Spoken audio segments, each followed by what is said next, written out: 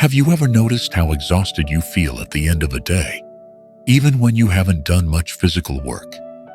You lie in bed, but your mind is still racing, replaying a mistake from yesterday, or trying to solve a problem that hasn't even happened yet. We spend our lives gripping the steering wheel of the universe, terrified that if we let go for even a second, everything will fall apart. We worry about the future. We worry about what might go wrong. We worry about what other people think of us. It's exhausting, isn't it?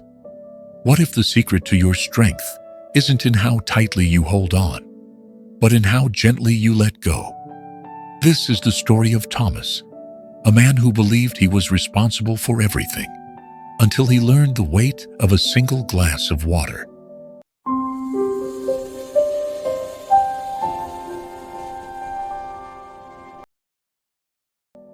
In a town gripped by the changing seasons, lived a man named Thomas. Thomas was known as the Fixer. He was a man of great intelligence and even greater anxiety.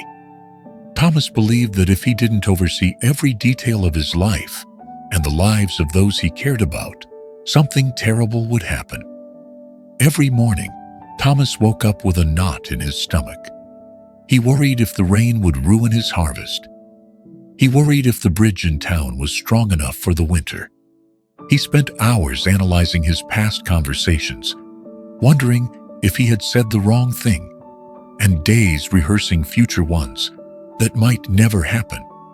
His hands were always clenched, his shoulders always tight. To the world, Thomas was dependable. But to Thomas, the world was a fragile glass vase that he alone was holding, and his arms were beginning to shake. One afternoon, driven by a restlessness he couldn't name, Thomas climbed the path to a small monastery on the outskirts of town.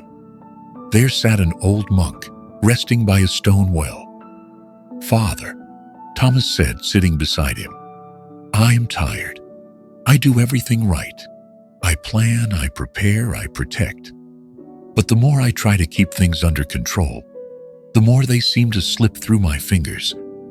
Why is life so heavy?" The monk didn't answer right away. Instead, he picked up a simple glass of water from the stone ledge and held it out. "How heavy is this glass?" he asked. Thomas shrugged. "Maybe 8 ounces? Maybe 12? The monk smiled. "The weight doesn't matter. It depends on how long I hold it. If I hold it for a minute, it's nothing. If I hold it for an hour, my arm will ache. If I hold it for a whole day, my arm will feel paralyzed and numbs. The weight of the glass doesn't change, but the longer I hold it, the heavier it becomes." Thomas frowned, not yet understanding. "Your worries are like this glass of water," the monk continued. "Think about them for a while, and nothing happens. Think about them a bit longer, and they begin to hurt. Think about them all day long, and they drain your strength.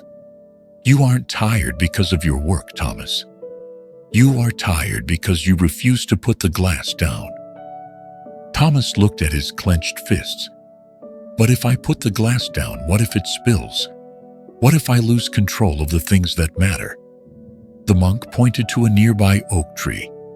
It was autumn, and the leaves were turning a deep, fiery gold. As they watched, a single leaf detached from a branch. It didn't fight. It didn't try to climb back up. It simply surrendered to the wind. It danced. It tumbled. And eventually it landed softly on the surface of a pond. "Look at that leaf," the monk whispered. "It has no control over the wind, yet it arrives exactly where it's meant to be. You, Thomas, are trying to be the wind, the tree, and the leaf all at once. You're trying to control the timing of the seasons, but the seasons don't ask for your permission. They simply happen." He leaned in closer.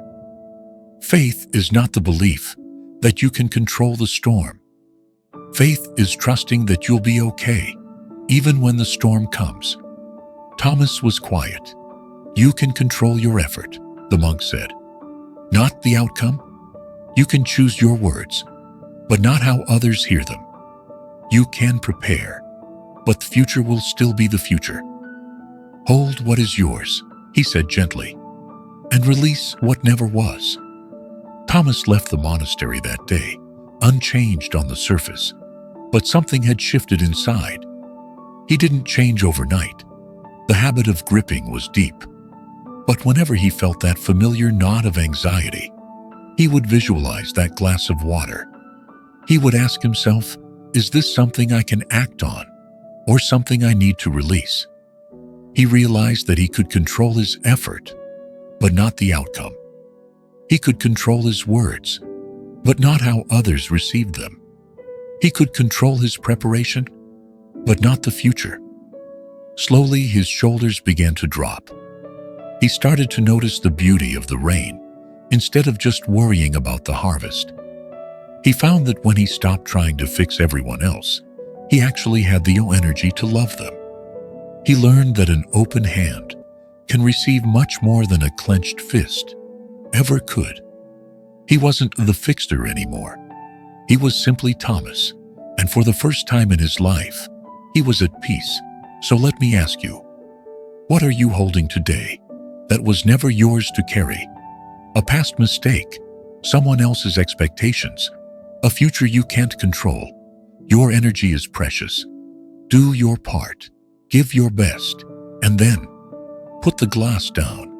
Trust that the same power that moves the stars and guides the autumn leaf is also looking after you.